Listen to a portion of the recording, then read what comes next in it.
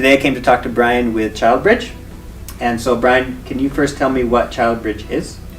ChildBridge is a Christian nonprofit right here in Great Falls, Montana, Montana statewide, that finds and equips foster families for Montana children that have gone through abuse or neglect.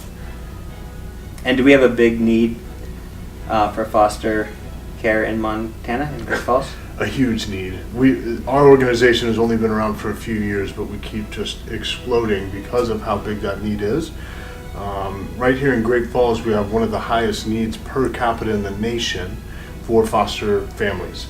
We have a lot of children, almost 1,000 in the 14 counties that are around Great Falls, and just not enough homes to provide a safe place for them to be while their families are recovering, or when they find a permanent solution to where they're going to be. So what are some of the services that ChildBridge offers?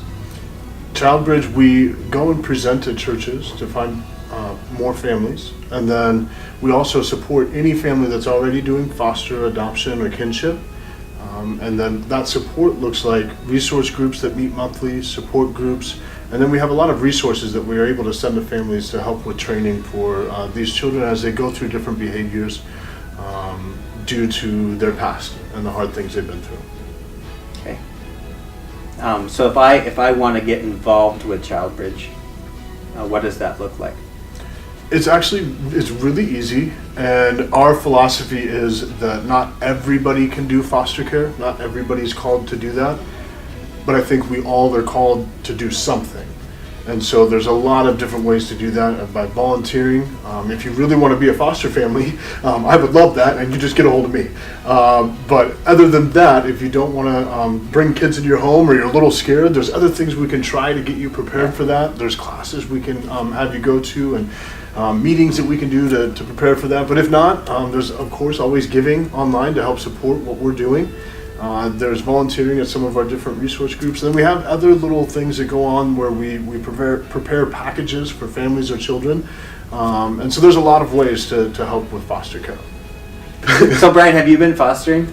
I've been fostering for a little over 3 years. Actually, the journey for me to ChildBridge started with me and my wife doing foster care all the way up in Glasgow, Montana. And we noticed that we need community. We felt alone, even though we were part of a church and we had our own small groups. I was a youth pastor. We didn't know a lot of foster families, so we started doing what ChildBridge does up in Glasgow. And then we found out about ChildBridge, and we were like, oh my goodness, these guys are doing the same thing we're doing. And so that's, long story short, that's how we ended up at ChildBridge, is because we started doing foster care and realized people really need community around this and need some support. Yeah. Yeah. We have a resource group that meets monthly at a local church.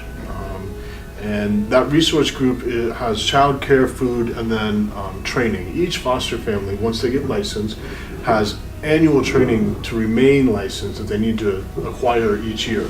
And so we try to make that easy. They can come bring their kids, eat some food, and then get at least an hour of training every month at our resource groups. But then we have support groups that are a community of foster families that get together that just help encourage each other.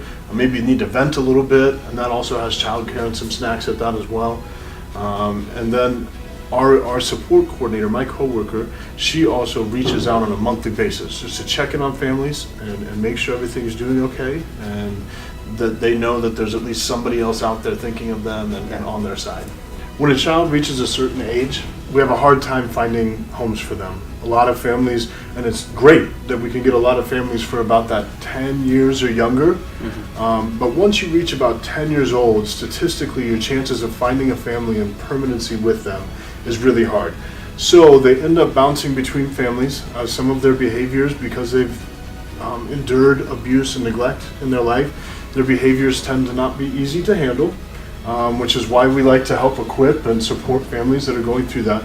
But aging out just means that they don't have a family to attach to. So they're in a group home or they're in an institution as they turn 18 and graduate high school, and then they don't have a family to rely on when they go to their job or anything like that. And so 50% of them end up unemployed. There's a lot of them that end up being single moms or incarcerated. just because they don't have a family to rely on. And as we graduated high school, we wanted to be on our own, Yeah. but it was really nice to be able to call mom, or call dad and, Yeah. and ask, how do we pay this bill? Or, how do I get my kids immunized? Whatever that may be, like, we never know how to fix those things. And so then we just send these children out once they turn 18, and it's a tough life out there without a family. So Brian, if I do want to contribute, get involved today, what are the best ways to do that? We make it as easy as possible. Go to our website.